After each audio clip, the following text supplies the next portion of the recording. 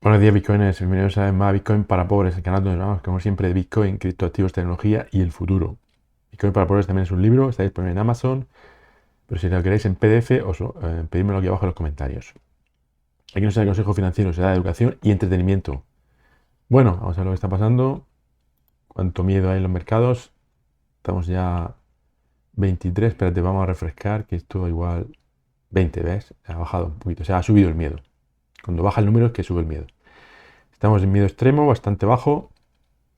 Pero bueno, es normal, o sea, todo lo que está pasando con FTX y con otros exchanges, pues es normal que en el mundo cripto haya miedo, pero esta es la situación que aprovechamos nosotros para comprar barato. Cuando la gente sale corriendo, es el momento de salir corriendo, pero en dirección contraria.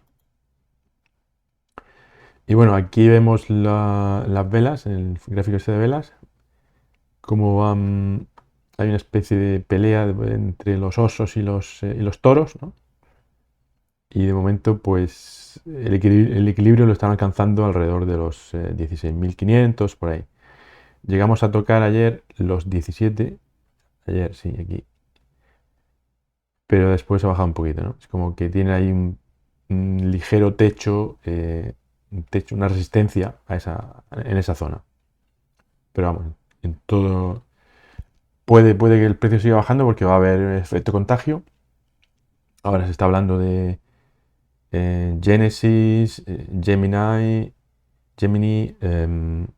y otros exchanges, bueno, Crypto.com, BlockFi, todo esto, que se podrían ver afectados por toda esta situación. Falta de liquidez, algunos están bloqueando la retirada de monedas y bueno, al final pues esto psicológicamente influye y también puede influir porque quizás se vean obligados a vender Bitcoin para cubrir un poco su agujero, el agujero de deuda que podrían tener, ¿no?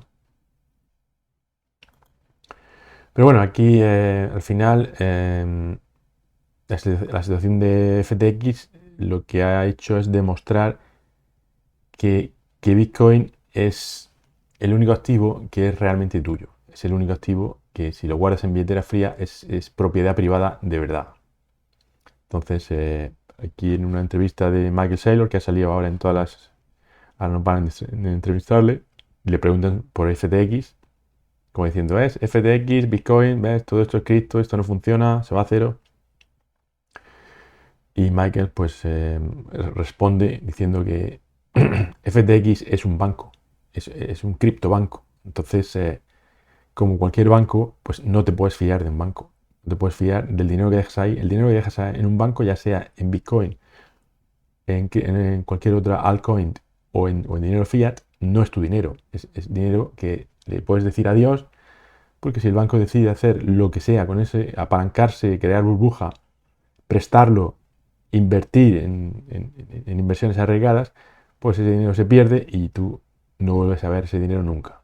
Entonces, aquí lo que dice Michael es que Satoshi tenía un sueño, que quería un mundo donde no se necesitara fiarte de los bancos, donde no tuvieras que invertir todo tu dinero, todos los ahorros de tu vida en divisas fiat que están al borde del colapso. Bitcoin significa que no necesitas confiar en FTX y todo lo que es como FTX, que son todos los exchanges, que al final son bancos, y todos los bancos fiat. Entonces, esto refuerza mucho la idea de que si no son tus llaves, no son tus monedas.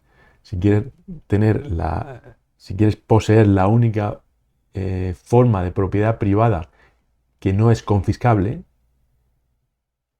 pues solo hay una, se llama Bitcoin. O sea, es así. Todo lo demás, o sea, si tienes dinero fiat, el gobierno lo puede. Tienes dinero fiat en el banco te puede cerrar la cuenta, te puede bloquear la cuenta. Y eso ocurre cada 2 por 3 en todos los países, incluyendo en España. Eh, si tienes dinero en un exchange, en criptomonedas, el exchange pues, puede pasar lo que le ha pasado a FTX, ¿no?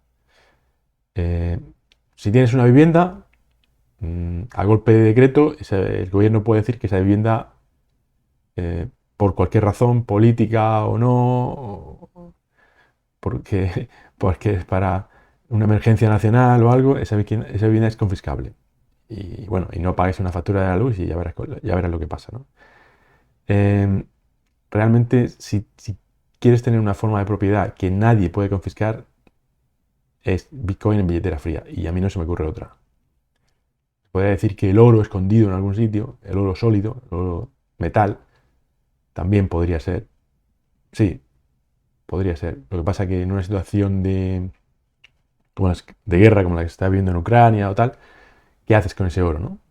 Lo ideal sería poder coger ese oro y salir del país. Entonces, intenta pasar una frontera con oro y verás que no, el oro tampoco es tuyo, porque el oro es fácilmente detectable y confiscable.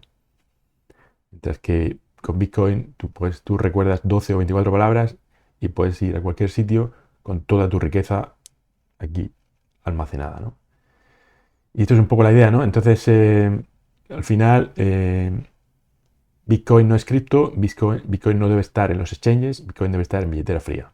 Esta es la lección que hemos aprendido poco a poco a base de errores. Incluso los bancos, fijaros, JP Morgan dice que mientras que el colapso de FTX ha alimentado a muchos escépticos del mundo cripto, hay que recordar que todos los colapsos que ha habido en el mundo cripto hasta ahora han sido de actores centralizados. Han sido Luna, Celsius, FTX, 3AC, Voyager y todos estos, ¿no? Y BlockFi y, bueno, y los que vendrán. Todos son actores centralizados. Pero no ha habido ni un solo caso de un colapso así o de un fallo, de un error, donde la gente pierde dinero con un activo descentralizado. ¿Y cuál es el único activo descentralizado que hay? Bitcoin. Esto lo dice JP Morgan, el mayor banco del mundo. Y bueno, ya Bukele estaba muy, muy callado últimamente y ha salido a la palestra en Twitter diciendo que a partir de ahora El Salvador va a comprar un Bitcoin cada día. Bueno, pues hacerle caso a Bukele. Si tenéis 15.000, 16.000 dólares ahora mismo cada día, pues no parece una mala idea. A mí me parece que sería una muy buena inversión, ¿no? Yo si pudiera lo haría. Y bueno, y también recordar que el tema del colapso de FTX ha abierto los ojos a mucha gente y están sacando el dinero de los exchanges y metiéndolo en billetera fría. O sea, normalmente lo que ocurre cuando hay estos sustos, pues la gente vende Bitcoin porque tiene miedo, ¿no? Tiene miedo de que se vaya a cero. Pero en este caso ha sido más prevalente en lugar de meter Bitcoin en un exchange para venderlo a dólares, lo han sacado y lo han metido a billetera fría. Entonces vemos aquí la curva que se ha acelerado, digamos, ha disminuido drásticamente la liquidez que tienen los exchanges. Y esto es bueno por muchas razones. Primero, porque la gente por fin se da cuenta de que el Bitcoin en los exchanges no debe estar. Y segundo, porque ha reducido mucho la liquidez. Reducir la liquidez es lo mismo que reducir la oferta. Y como en un mercado que se mueve por oferta y demanda, esto va a hacer que Bitcoin se dispare pronto. Yo ahora soy más optimista que nunca sobre el precio de Bitcoin y creo que en los próximos meses podríamos llegar muy, muy arriba y podría tener la mayor subida de la historia. Porque al final esto son matemáticas. O sea, a poco que haya demanda, con la oferta tan limitada que hay, esto se dispara. Bueno, y aparte aquí hay un dato que aquí no se refleja, pero es que el 70% de los inversores que tienen Bitcoin en billetera fría no la ha movido en un año. O sea, cuando metes Bitcoin a billetera fría ya se queda ahí prácticamente para siempre, ¿no? Y bueno, y también estamos viendo también, aparte de que las ballenas han entrado a comprar, pero los pequeños inversores también están comprando mucho, aprovechando las rebajas, ¿no?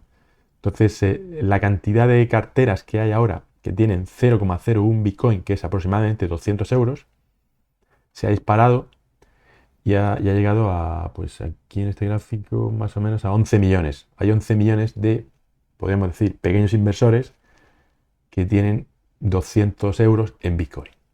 Eso es muy bueno porque descentraliza aún más el ecosistema. Y aquí también vemos, aquí en verde te presenta cuando hay retiradas, cuando hay ingresos en los exchanges, que vemos aquí el ingreso más grande fue en el 2018. Cuando la gente ingresa dinero a los exchanges es porque quiere vender Bitcoin. Tú lo ingresas, tú mandas tu Bitcoin al exchange, entonces está ahí, lo vendes por dólares y luego saca los dólares, ¿no? ¿Vale? Entonces fijaros que ¿qué suele ocurrir aquí en la mayor subida en liquidez de los exchanges? Fue en 2018, cuando empezó el ciclo, y eso marcó el comienzo del ciclo bajista. A partir de ahí el precio se desplomó. A ver, creo que hasta... Sí, hasta 3.000, llegó hasta 3.000 dólares. Pasó de 20.000 a 3.000 dólares. Pero ahora ha ocurrido exactamente lo contrario. Hemos visto en esta semana, estos últimos 7 días, la mayor retirada de Bitcoin de los exchanges en la historia. Y fijaros que ha habido unas cuantas, ¿no? Aquí en 2015, 2018, 2016, 2018, 2020. Y siempre cuando hay una retirada importante de Bitcoin de los exchanges, significa que reduces la liquidez y el precio tiende a dispararse. Aquí, después de la retirada, sube, aquí marca otro mercado alcista, aquí continúa el mercado alcista, aquí continúa el mercado alcista, o sea, rebota, mejor dicho, y ahora hemos tenido la mayor de la historia. ¿Qué va a pasar ahora?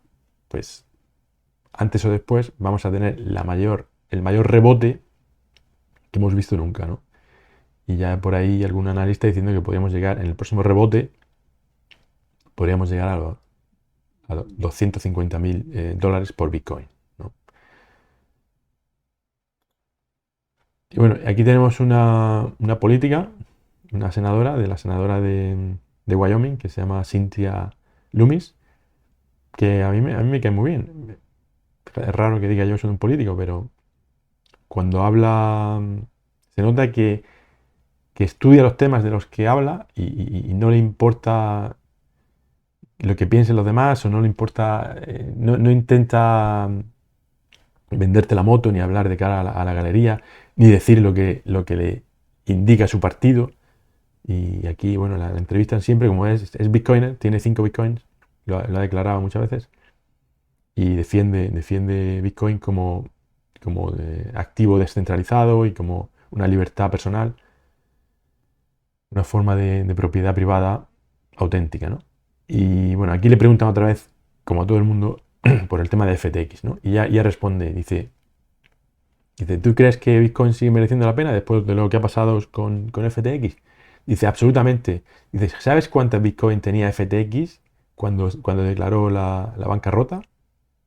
Cero, ni una. O sea, no se puede asociar FTX con Bitcoin cuando FTX no tenía absolutamente ni una sola Bitcoin cuando declaró la bancarrota. Lo cual también es sorprendente, ¿no? Este dato ya, ya saldrá a la luz el por qué.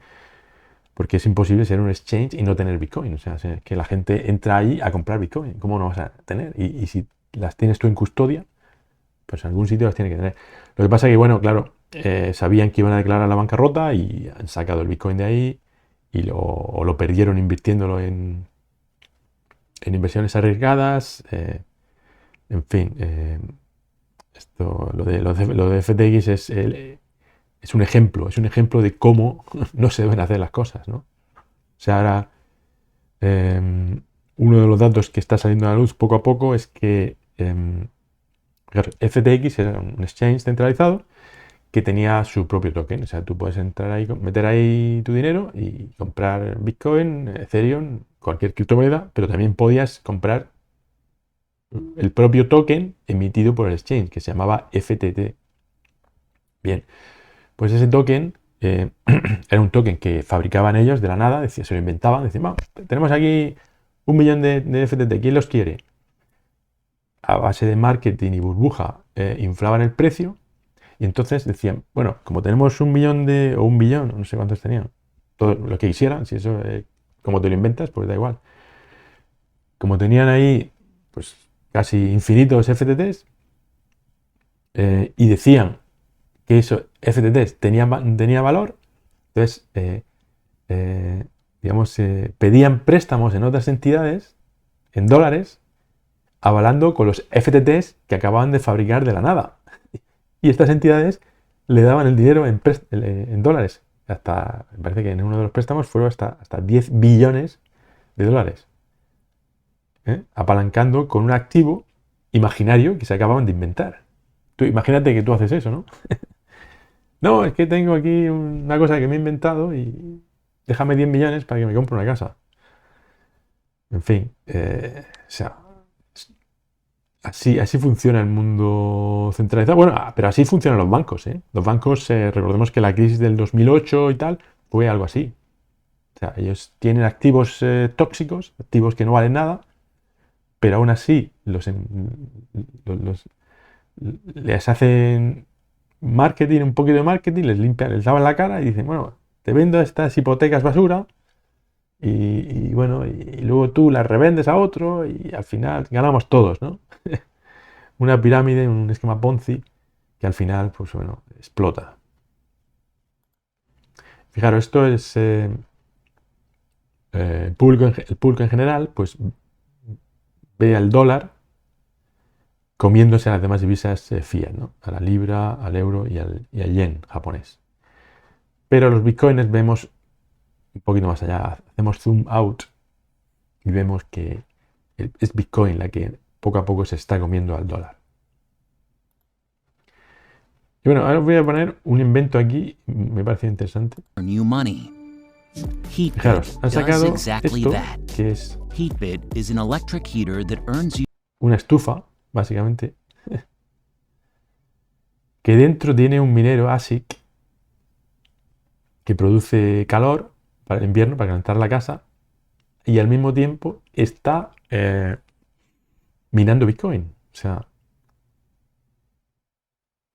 y parece bastante silencioso, consume 1300 vatios de electricidad, que eso si lo tienes encendido, pues depende de las horas que lo tengas encendido al día, pues te puede consumir al día 4 o 5 dólares 4 o 5 euros en electricidad, pero estás produciendo Bitcoin, ¿no? Y dependiendo de esto está, digamos, unido, te unes a un pool de minado y dependiendo del precio, pues te puede salir básicamente, puedes calentar tu casa de forma gratuita. Si ahora tienes una estufa que consume más o menos eso, pues estás pagando esa electricidad, estás calentando tu casa, pero ya está. Cuando podrías hacer exactamente lo mismo minando Bitcoin, ¿no? Y esto puede ser una opción interesante. Habría que estudiarlo detenidamente. Y sí, el ASIC que tiene no es muy potente, es parecido, es equivalente a, me parece que tiene 14 millones de hash rate, que eso es equivalente a un S9, que es como un ASIC muy antiguo. Pero bueno, el caso es que están minando Bitcoin y poco a poco esa Bitcoin podría, ahora mismo no te saldría rentable como decir, si dijéramos el Bitcoin que ganarías hoy en día, cada día, sería probablemente menos de lo que pagas en electricidad. Pero bueno, estás calentando la casa. Entonces, casi se compensaría una cosa con la otra, yo creo que se quedaría un poco por debajo.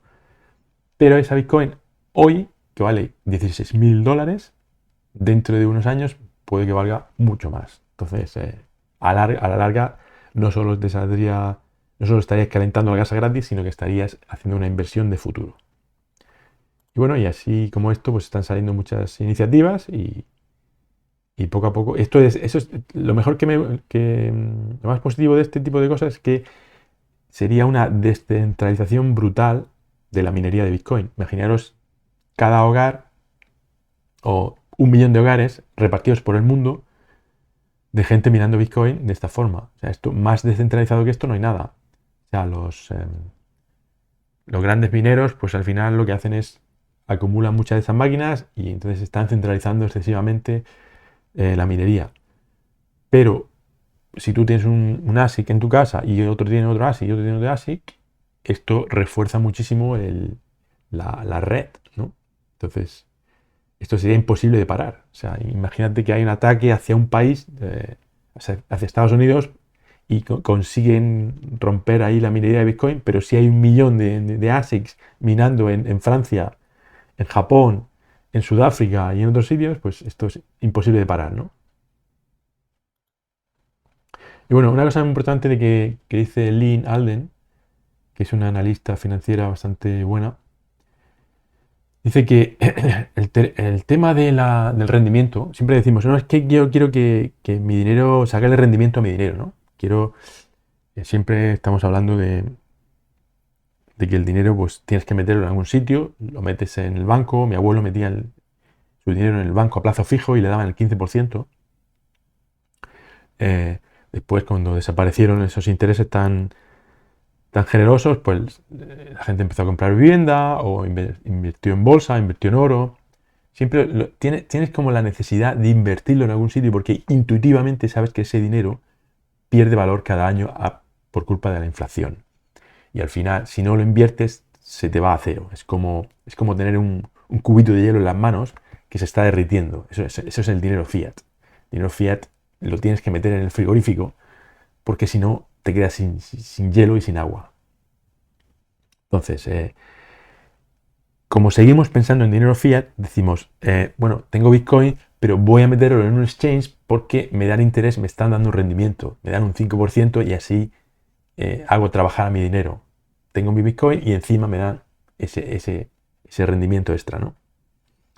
Pero eso no es así, porque cuando tienes un activo monetario escaso, como es Bitcoin o como puede ser el oro, eso ya de por sí es el rendimiento. Ese Bitcoin no va a cero como el dinero fiat. El oro no va a cero como el dinero fiat.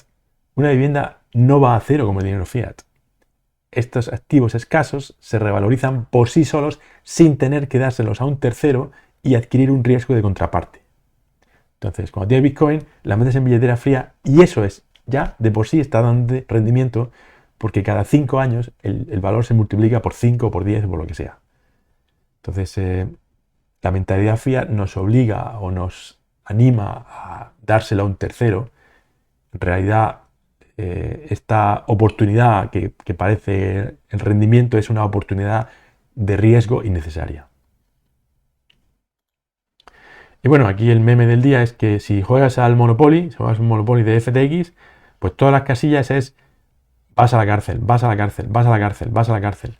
Y efectivamente el SBF, el CEO de FTX, pues probablemente terminará en la cárcel durante muchos años y si os digo la verdad, pues de manera merecida. Bueno chicos, esto es todo lo que tengo por hoy. Muchas gracias por ver el vídeo. Acordaros de compartir, comentar, darle al like, retuitear y nos vemos mañana a la misma hora. Hasta luego.